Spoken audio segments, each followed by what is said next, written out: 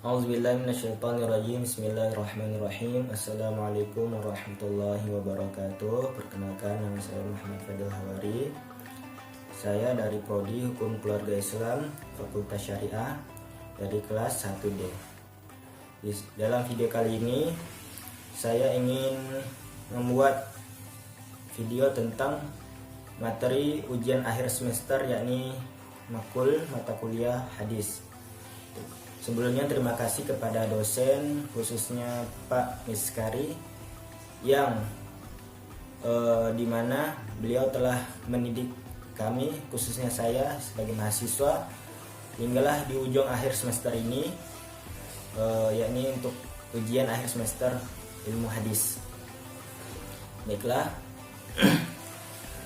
dalam video kali ini saya ingin menjelaskan yakni hadis dhaif. Sebagian dari kaum muslimin mendudukan hadis dhaif seperti halnya hadis maudhu' atau buatan alias palsu. Lantas, bagaimana kedudukan hadis itu sendiri dalam hukum Islam dan bagaimana kita menyikapi hadis dhaif itu? Hadis dhaif berarti lemah, tidaklah sama dengan hadis maudhu' palsu. Hadis dhaif adalah hadis yang bersumber dari Rasulullah SAW, bukan hadis yang dikarang-karang atau yang dibuat-buat oleh sembarangan manusia. Hanya saja salah satu pemangkunya, sanadnya, ada yang terputus sehingga hadis itu menjadi dhaif. Tapi tetap saja hadis dhaif bukan hadis palsu. Zaman awal Islam mulai berkembang hadis tidaklah dituliskan oleh para sahabat Nabi. Hal ini terjadi karena Nabi melarang menuliskan hadis-hadis baginda yang mulia. Rasul bersabda, "La taktubul hadis," janganlah kamu menuliskan hadis. "Uktubul Quran," tulislah Al-Quran. Hadis riwayat Muslim. Dengan demikian maka hadis hanya beredar di kalangan sahabat melalui hafalan dari satu orang ke orang lain. Hal ini berlangsung sampai tahun ke-100 Hijriah. Saat itu Khalifah Umar bin Abdul Aziz mulai khawatir akan perkembangan hadis. Ada jutaan orang yang sudah memeluk agama Islam dan generasi pun telah berubah. Tidak lagi terdiri dari sahabat-sahabat Nabi yang terkenal sangat jujur, tapi juga telah muncul orang-orang di luar komunitas Arab sehingga yang sama sekali tidak jumpa dengan Nabi. Dan di antara mereka ada yang kurang mujahadah dalam agama. Saat itu mulailah muncul tukang-tukang penjual cerita yang di antara mereka bahkan berani mengarang-arang hadis dan mengatakan bahwa hadis karangan itu berasal dari Nabi. Hal ini membuat ulama mulai khawatir. Akhirnya dibuatlah sebuah tindakan bid'ah hasanah oleh Khalifah Umar bin Abdul Aziz dengan memerintahkan ditulis hadis-hadis Nabi. Sesuatu yang sebelumnya merupakan hal yang sangat dilarang oleh baginda Nabi. Ini membuktikan bahwa para ulama zaman tabi'in, yakni orang yang sempat bertemu dengan sahabat Nabi, telah sepakat bahwa bid'ah yang hasanah alias bid'ah yang baik dan akan diberi pahala oleh Allah yang melakukannya. Salah satunya adalah dilakukannya penulisan dan pengumpulan hadis. Hal ini bertentangan dengan faham sekelompok kecil umat Islam yang mengatakan bahwa semua bid'ah itu adalah sesat dan semua perilakunya akan capai ke dalam neraka. Alhamdulillah, muncullah ilmu baru dalam dunia Islam, yakni ilmu mustalah hadis. Di antaranya adalah ilmu sanad hadis, yakni memeriksa suatu hadis itu dari orang-orang yang menghafal dan menyampaikan terus diurut ke atas sampai kepada sahabat dan bersumber kepada Nabi. Jika para pemangkunya sanad tidak terputus terus bersambung kepada Nabi dan secara matan juga bagus, maka hadis itu nyatakan sebagai hadis sahih. Namun jika ada sanad yang terputus, maka hadis tersebut disebut hadis dhaif. Juga di sini juga ada pembagian hadis. Yang pertama, hadis dhaif karena gugurnya rawi. Pertama, adanya hadis mursal. Kata mursal secara etimologi diambil dari kata irsal yang berarti melepaskan. Adapun pengertian hadis secara terminologi ialah hadis yang dimarfu'kan oleh tabi'in kepada Nabi SAW, artinya seorang tabi'in secara langsung mengatakan bahwa Rasulullah SAW sabda sebagai contoh. Contohnya ini, seperti hadis yang diriwayatkan oleh Imam Malik dalam kitab Al-Muwatta, dari Zain bin Aslam dari Atha bin Yasar bahwa Rasulullah SAW bersabda yang artinya sesungguhnya cuaca yang sangat panas itu bagian dari uap neraka jahanam. Nah, itu termasuk dari hadis mursal. Ada juga hadis munqati. Hadis munqati menurut bahasa artinya terputus. Menurut sebagian para ulama, hadis munqati ialah hadis yang dimana di dalamnya sanadnya terdapat seorang yang tidak disebutkan namanya oleh rawi. Misalnya perkataan seorang rawi dari seorang laki-laki. Sedangkan menurut para ulama lain bahwa hadis munqati ialah hadis yang dalam sanadnya terdapat seorang rawi yang gugur, tidak disebutkan dan rawi-rawi sebelumnya sahabat, baik dalam satu atau beberapa tempat. Namun rawi yang gugur itu tetap satu dengan syarat bukan pada permulaan hadis, permulaan sanad. Juga ada hadis mudal. Hadis mudal menurut bahasa yakni berarti hadis yang sulit dipahami. Para ulama memberbataskan hadis mudal adalah hadis yang gugur dua orang rawinya atau lebih secara beriringan dalam sanadnya. Contohnya, telah sampai kepadaku dari Abu Hurairah bahwa Rasulullah SAW bersabda, yang artinya budak itu harus diberi makan dan pakainya secara baik. Hadis riwayat Malik. Nah, ini termasuk hadis mudal. Mungkin bisa direvisi lagi. Juga ada juga hadis mu'allaq. Hadis mu'allaq menurut bahasa berarti hadis yang tergantung. Yang dari segi istilah, hadis mu'allaq adalah hadis yang gugur satu rawi atau lebih dahulu sanadnya. Contoh, Bukhari berkata, kata Malik dari Zuhri, dari Abu Salamah, dari Abu Hurairah bahwa Rasulullah SAW, la taqadalu bainal anbiya, janganlah kamu melebihkan sebagian nabi dan sebagian yang lain. Hadis riwayat Bukhari. Menurut kesimpulan di atas yang tadi saya sampaikan, dapat diambil kesimpulannya bahwa hadis dhaif karena gugurnya rawi, artinya tidak ada satu, dua atau beberapa rawi yang seharusnya ada dalam suatu sanad, baik pada permulaan, pertengahan maupun di akhir sanad hadis ini.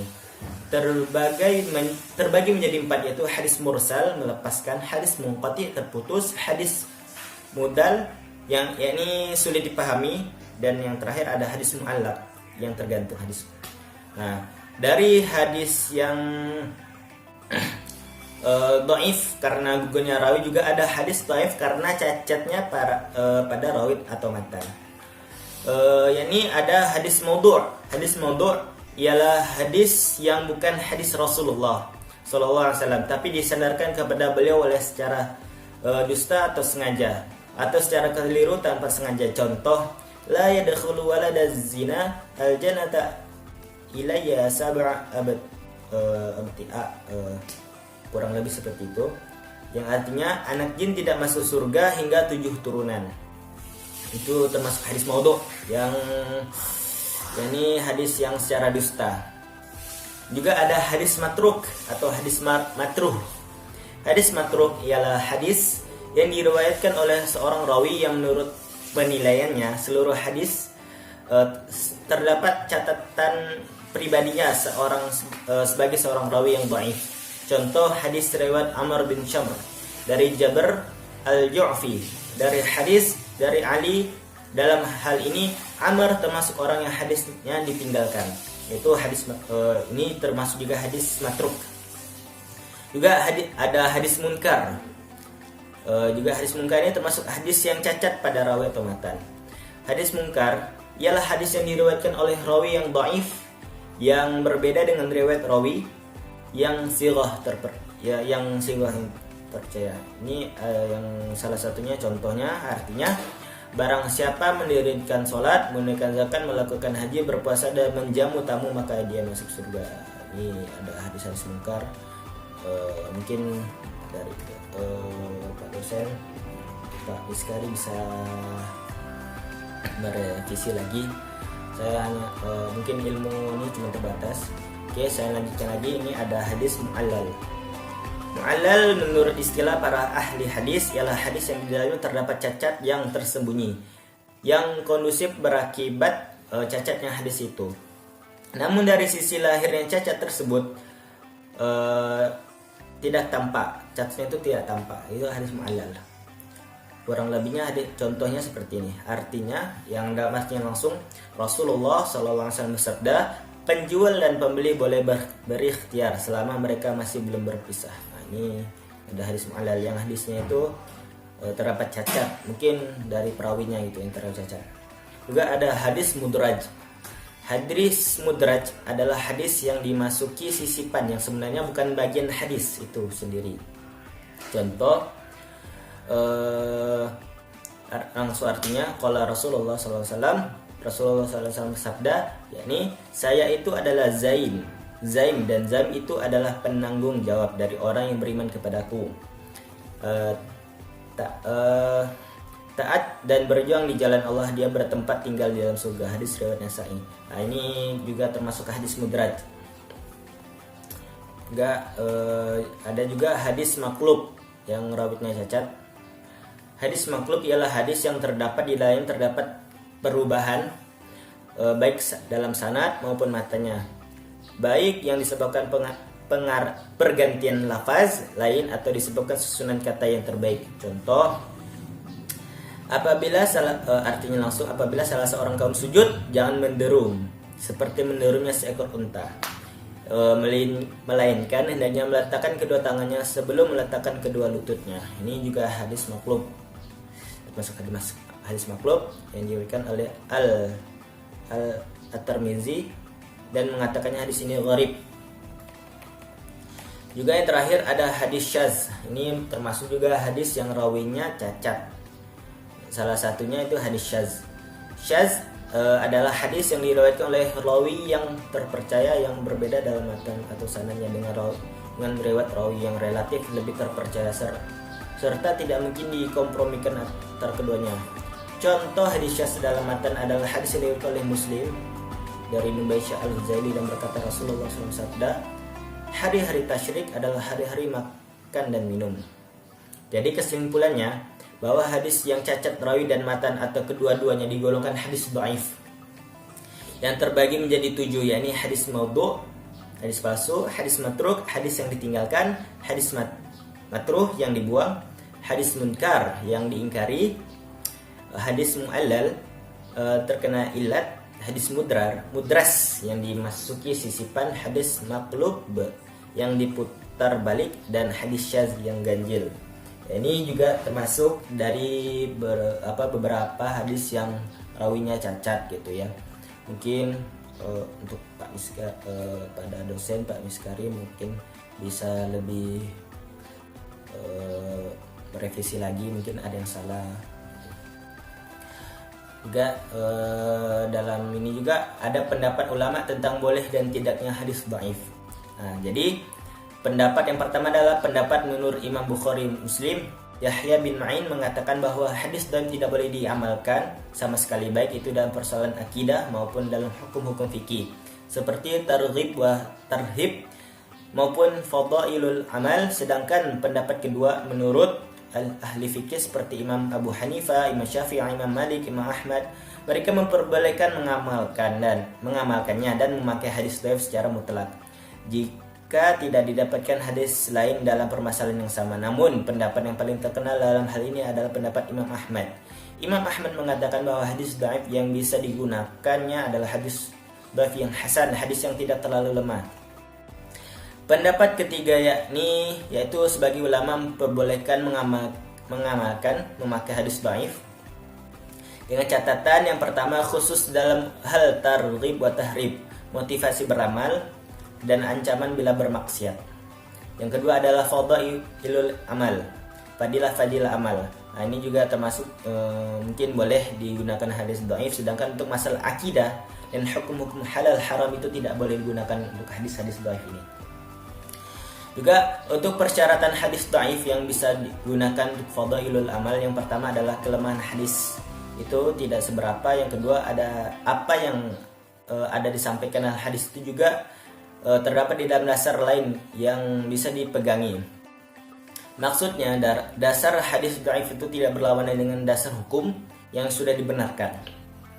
Yang ketiga, ketika kita menggunakan hadis itu jangan diyakini kalau itu dari Nabi. Tetapi hadis dhaif itu hanya dipergunakan sebagai ganti daripada memegangi pendapat orang yang ra'yu atau ra'yu seseorang. Kita lebih baik berpegang pada hadis meskipun tingkatannya dhaif. Di sini saya mencantumkan bahwa saya sendiri ada beberapa kitab yang banyak memuat hadis dhaif ini: Musnad Abi Syaibah, Musnad Abi Daud Sulaiman At-Tayalisi, ada Musnad Abdullah bin Hamid, Musannaf Abdul Razak, dan beberapa kitab yang diduga mengandung hadis dhaif. Ya, adalah adanya ketiga Mu'jam Al-Kabir Al-Awsat Al-Saghir. Ini ketiga Mu'jam Al-Kabir Al-Awsat Al-Saghir. Juga ada kitab Al-Afrad karya Ad-Darul Qutni. Kumpulan karya Khatib Al-Baghdadi, kitab Hilyatul Awliya wa Tabaqul Ashfiya karya Abu Nu'man As-Sabahani. Ini merupakan kitab-kitab yang mungkin di dalamnya ada hadis dhaif. Juga ada beberapa mungkin bisa dikoreksi lagi untuk Pak dosen. Contoh hadis dhaif yang boleh dan yang tidak boleh. Ini salah satu, insyaallah, bismillah. Contoh hadis yang dinilai dhaif oleh sebagian ulama, tapi yang mencakup fadail amal yang boleh digunakan, insyaallah. Salah satunya nih, qala Rasulullah sallallahu alaihi wasallam, man qara'al Qur'ana wastazharahu fa ahalla halalahu wa harrama haramahu adkhalallahu bihil jannah wasyafa'ahu fi 'ashratin min ahli baitihi kulluhum wajabat lahun nar. Nah, jadi sini artinya barang siapa membaca Al-Qur'an kemudian dia menghafalnya dan menghalalkan apa yang dihalalkan Al-Quran serta mengharamkan apa yang diharamkan Al-Quran, niscaya dengannya Allah akan memasukkannya ke dalam surga dan dapat memberi syafaat kepada 10 keluarganya yang masuk neraka. Hadis riwayat Tirmizi nomor 2905, gharib menurut Imam Tirmizi. Gharib ini hadis termasuk gharib yang menurut Imam Tirmizi. Nah, juga bismillah juga ini ada hadis yang tidak boleh dipakai. Maksudnya yang mungkin tidak boleh diamalkan gitu. Insyaallah bismillah. Ada salah satunya ini as-shaimu fi ibadati wa in kana raqidan ala firashih.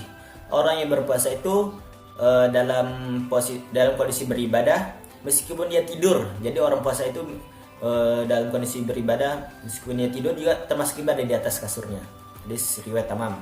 Nah, sanad hadis ini dhaif karena dalam sanadnya terdapat Yahya bin Abdullah bin Zujaj dan Muhammad bin Harun bin Muhammad bin Bakar bin Hilal. Kedua orang ini tidak ditemukan keterangannya tentang jati diri mereka dalam kitab Jarh wa Ta'dil. Yakni yaitu kitab-kitab yang berisi keterangan-keterangan tentang celah atau cacat ataupun pujian terhadap para rawi. Ditambah lagi dalam sanad hadis ini terdapat perawi yang bernama Hashim bin Abu Hurairah al-Himsi. Dia seorang perawi yang mahjul, tidak diketahui keadaan dirinya. Sebagian dijelaskan oleh Az-Zahabi rahimahullah dalam kitab beliau rahimahullah Mizanul I'tidal. Imam Uqaili rahimahullah mengatakan orang ini hadisnya munkar. Jadi hadis ini termasuk ada yang munkar juga. Ada juga hadis lain yang semakna dengan hadis yang tadi saya sebutkan.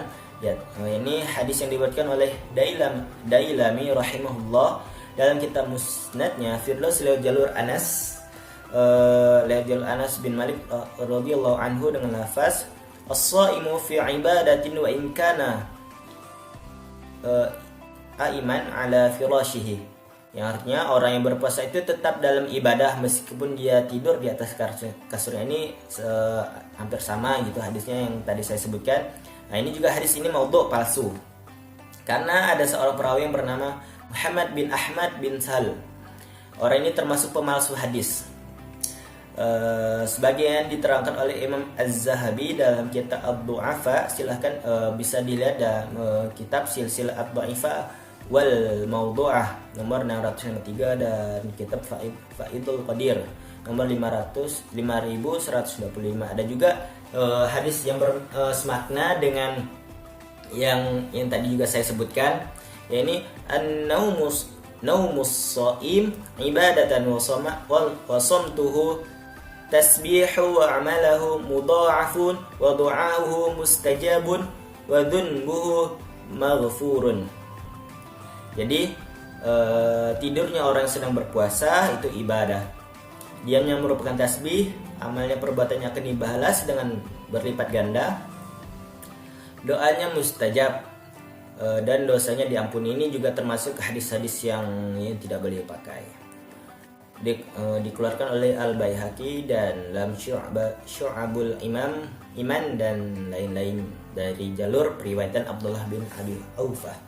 Sanad hadis ini maudhu karena dalam sanadnya terdapat seorang perawi yang bernama Sulaiman bin Amr An-Nakhai, seorang pendusta. Bisa dilihat dari Faidul Qadir nomor 9293, Silsilatul Dha'ifah nomor 4696. Baiklah, mungkin ini saja yang dapat saya sampaikan selaku mahasiswa tentang hadis-hadis dhaif. Juga pengertian hadis dhaif, juga ada pembagiannya dan contoh-contoh dari hadis yang boleh dipakai dan ada yang tidak boleh dipakai. Mohon maaf sebesar-besarnya jikalau ada kata-kata saya yang salah atau dalam menjabarkan materi ini juga ada yang salah, saya mohon maaf. Dan mohon untuk Pak Miskari selaku dosen pengampu dari mata kuliah ilmu hadis juga mohon bisa diterima jikalau ada kata-kata saya salah atau materi ada juga yang salah, saya mohon maaf. Wallahu a'lam bishawab. Yang salah datangnya dari saya sendiri dan yang benar itu selalu datangnya dari Allah Subhanahu wa taala. Saya akhiri, wassalamualaikum warahmatullahi wabarakatuh.